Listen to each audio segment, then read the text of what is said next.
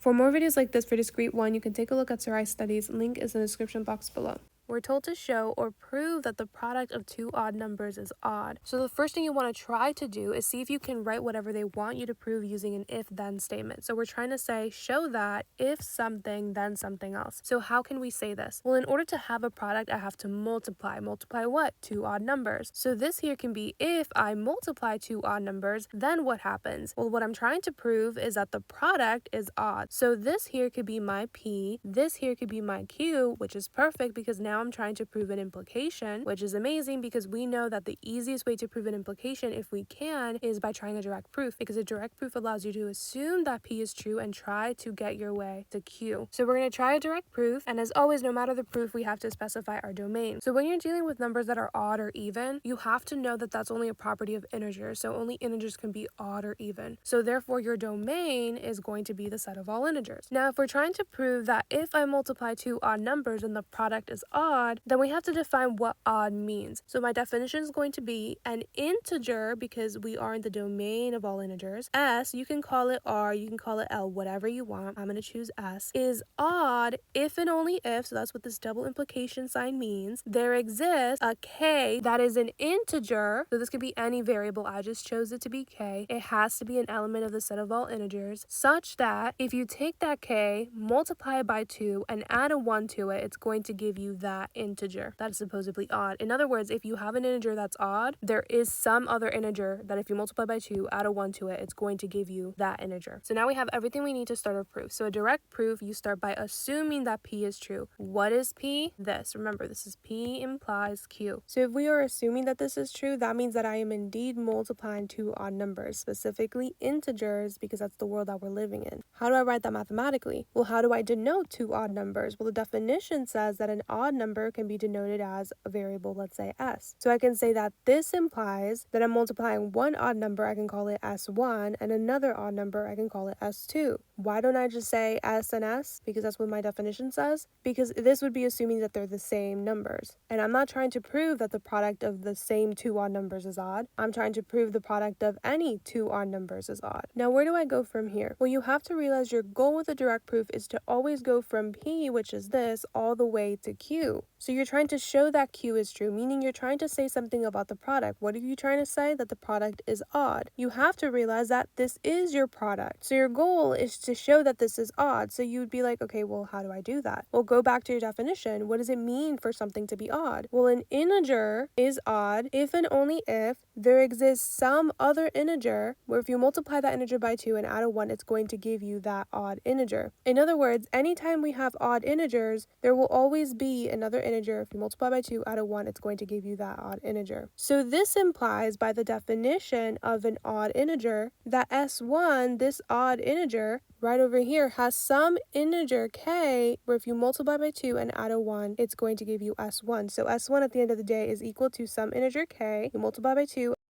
And similarly, you have S2. So if you have S2, which we are assuming is odd, then you know that S2 is going to have some integer K, where if you multiply by 2 and add a 1, you get S2. So S2 at the end of the day is going to be equal to some integer K multiplied by 2 plus 1. Now notice I do K1 and K2 to specify that these could be different integers. And we want to specify that K1 and K2 are integers, because that's what the definition says, that these K's are integers. Now remember, this is still your product. You're trying to say that your product is odd. Well, first of all, being odd is a property of integers only. So at the end of the day, you can say that an integer is only odd. But right now, you might be like, well, this isn't an integer. This is literally just two things being multiplied together. But they're not just two things being multiplied together. They're two integers. So you have to know that when you multiply two integers, at the end of the day, you're just going to get another number, another integer. We can call it n. And that's what we call the closure property of integers under multiplication or under product. At the end of the day, this just becomes some number, some other integer, and we just drop this stuff down. Now, if someone were to just look at this, they might be like, where did n come from? So you want to specify that it's equal to S1 times S2. So n is equal to S1 times S2, and also specify that it is an integer, because of the closure property of integers under multiplication that says if you multiply two integers, you're going to get an integer. So n is an integer. So right now our product here is n, and we're trying to say that n is odd. So going back to our definition, if you're trying to say that n is odd, then that means that there is some k where if you multiply by 2 and you add a 1, it should give you n, if n is truly odd. So in other words, we're trying to get n to be equal to something of this form. So in other words, I'm trying to get this to look like this. So I need a 2 somehow on the outside. So right now, the only thing I can do is distribute. So with some algebra, I have 2 times k1 times this. That's going to be 4